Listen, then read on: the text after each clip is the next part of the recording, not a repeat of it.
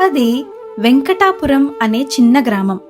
ఆ గ్రామంలో రామచంద్రయ్య అనే ఒక ముసలివాడు ఉండేవాడు. ఆయనకు వయసు 70 దాటినా జుట్టు తెల్లబడినా తెలివి మాత్రం ఏమాత్రం తగ్గలేదు.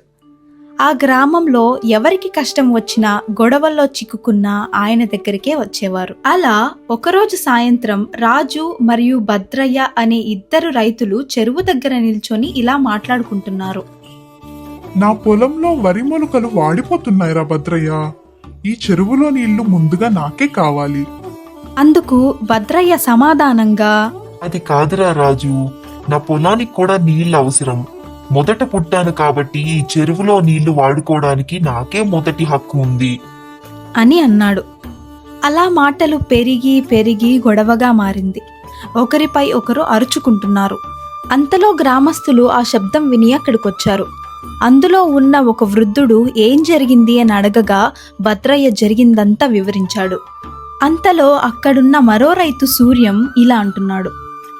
నీళ్లు మనందరికీ అవసరం, కానీ గొడవతో సమస్య పరిష్కారం రాదు కదా. రామచంద్రయ్య గారిని పిలిచి పరిష్కారం అడుగుదాం. అది విని అక్కడే ఉన్న చిన్నపిల్లాడు పరిగెట్టుకుంటూ తాత దగ్గరికి వచ్చాడు. ఆ పిల్లాడు ఆయాసపడ్డం చూసి ఆ తాత, ఏం జరిగిందిరా మనవడా, ఎందుకంత ఆయాసపడుతూ వస్తున్నావు? తాతయ్య, చెరువు దగ్గర పెద్ద గొడవ జరుగుతుంది, మీరు అక్కడికి రావాలి అని చెప్పగా రామచంద్రయ్య తన చేతికర్ర పట్టుకొని నెమ్మదిగా నడుచుకుంటూ అక్కడికొచ్చాడు.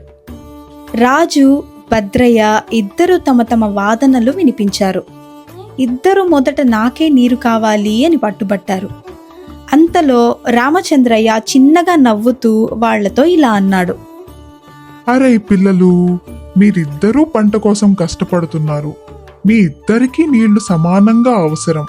కానీ ముందుగా ఎవరు తీసుకోవాలో నేను ఒక పరీక్ష పెట్టి నిర్ణయిస్తాను. అందులో ఎవరికి సహనం ఎక్కువ ఉంటే వారిదే హక్కు. అందుకు వారిద్దరూ ఒప్పుకోగా పరీక్ష ప్రారంభమైంది. పరీక్షలో భాగంగా రాజుకి నీళ్లతో నిండిన పాత్ర ఇచ్చాడు. భద్రయ్యకు మాత్రం ఖాళీ పాత్ర ఇచ్చాడు.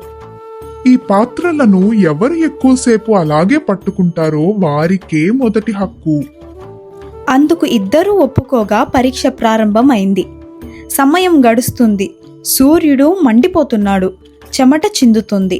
రాజు ప్రశాంతంగా ఉన్నాడు. కానీ ఖాళీ పాత్ర పట్టుకున్న భద్రయ్య మాత్రం కంగారు పడి చిరాకుగా పైకి లేచి అరిచాడు.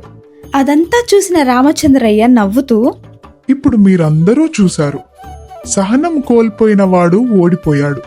శాంతంగా కూర్చున్న రాజుకే మొదట నీళ్లు తీసుకునే హక్కు ఉంది.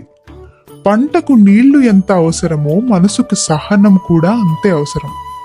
కోపం అనేది ఒక చిన్న సమస్యని కూడా పెద్దదిగా చేసి చూపిస్తుంది.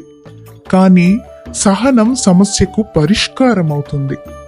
ఆ సహనం ఉన్నవాడే గౌరవం పొందుతాడు అని చెప్పగా ఇదంతా విన్న గ్రామస్తులు గట్టిగా చప్పట్లు కొట్టారు. అలా గ్రామం మళ్ళీ ప్రశాంతంగా మారింది. మీకు ఈ కథ నచ్చినట్లయితే లైక్ చేయండి, షేర్ చేయండి. ఇంకా ఇలాంటివి వినాలనుకుంటే మన ఛానల్ని సబ్స్క్రైబ్ చేసుకోండి. Thank you very much.